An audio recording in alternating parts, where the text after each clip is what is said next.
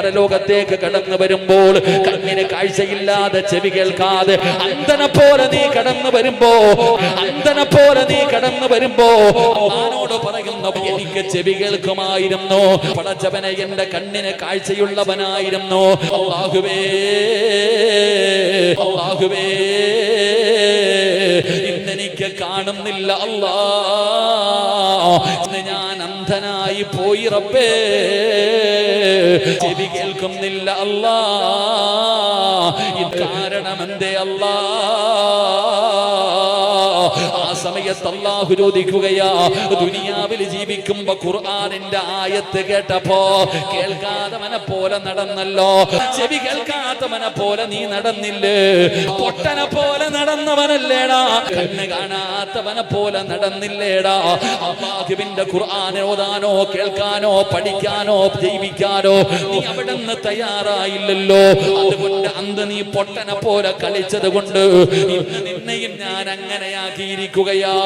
നാളെ പരലോകത്തും അല്ലാഹു പ്രയാസപ്പെടുത്തുകയാ, അല്ലാഹു പരലോകത്തും അവനെ ബുദ്ധിമുട്ടിക്കുകയാ.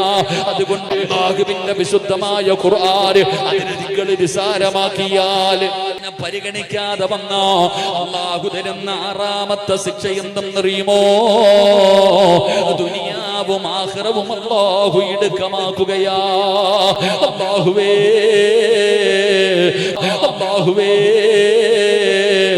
ഞങ്ങളുടെ പ്രയാസങ്ങൾ മാറ്റണേ അല്ലാ,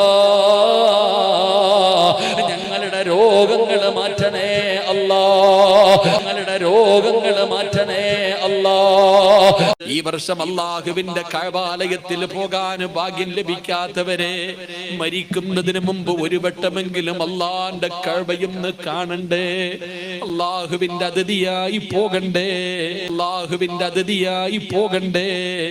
അല്ലാഹുവേ, സ്വർഗ്ഗത്തിൽ നിന്ന് കൊണ്ടുവന്ന ഹജറുൽ അസ്വദ് കൊണ്ട് അലങ്കരിച്ച കഅബയൊന്ന് കാണണ്ടേ ഉപ്പാ. അല്ലാഹുവേ ഭാഗ്യം തരണേ അല്ലാ, ഭാഗ്യം തരണേ അല്ലാ. മരിക്കുന്നതിന് മുമ്പ് നിന്റെ അതിഥിയായി നീ അവിടെ എത്തിക്കണേ അല്ലാ. ഒരു വട്ടമെങ്കിലും നിന്റെ ജീവിതത്തിൽ നീ വ്യഭിചരിച്ചിട്ടുണ്ടോ? നീ അന്യ പെണ്ണിന്റെ ശരീരത്ത് തൊട്ടിട്ടുണ്ടോ? നീ സൂക്ഷിച്ചോ. നിന്റെ ഭാര്യയെ നീ വഞ്ചിക്കുന്നുണ്ടെങ്കിൽ, എടാ, പെണ്ണ് കെട്ടുന്നതിന് മുമ്പ് കണ്ട പെണ്ണുങ്ങളുടെ കൂടെ കടന്ന് കറങ്ങുന്നവനും ആസ്വദിക്കുന്നവനും നല്ലതുപോലെ ചിന്തിച്ചോ. അള്ളാഹു കാത്തുരക്ഷിക്കുമാറാകട്ടെ. നിനക്കും അങ്ങനെയുള്ളതേ കിട്ടൂ. നീ ഇങ്ങനെ നടന്നോ, നീ കെട്ടുന്ന പെണ്ണും നിനക്ക് നല്ലത് കിട്ടത്തില്ലടാ ചെറുപ്പക്കാരാ. നല്ലതിന് നല്ലതേ അല്ലാഹു തരൂ, നല്ലതിന് നല്ല